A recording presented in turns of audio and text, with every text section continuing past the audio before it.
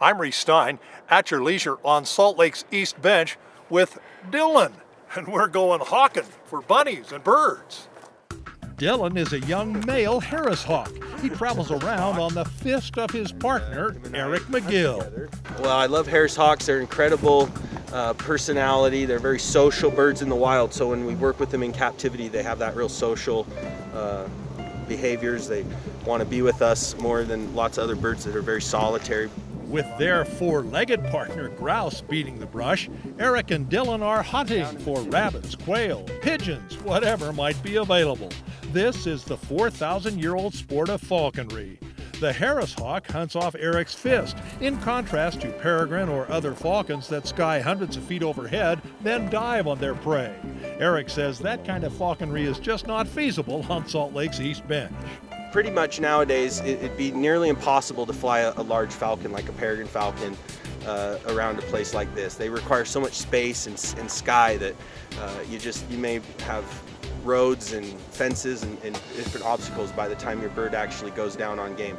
Eric and Dylan have an arrangement.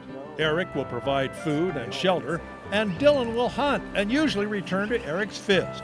But he's still a wild bird and could head off on his own at any time. Eric is more than just a falconer. He's a showman, an environmental advocate. He takes Dylan and his 3 other birds of prey, or raptors, on the road, to schools, scout meetings, anywhere folks want an entertaining and educational outing. He's not a peregrine falcon. He's very, very similar. Similar size and shape to our peregrine falcon we have here in Utah. This guy here is a saker falcon. In the wild, he comes from Africa.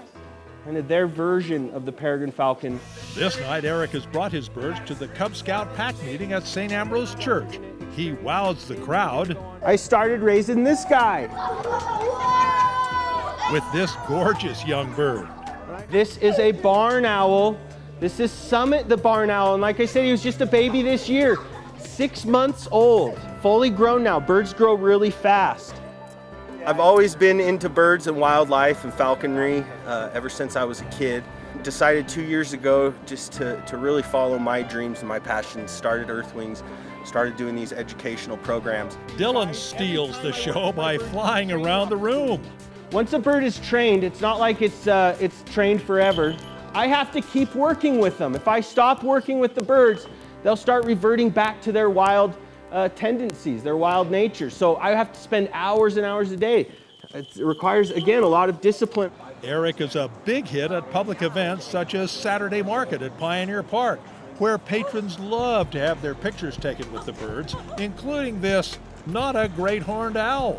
This is Bubo the eagle owl. He's a Eurasian eagle owl, the old world cousin of our great horned owl we have here in North America.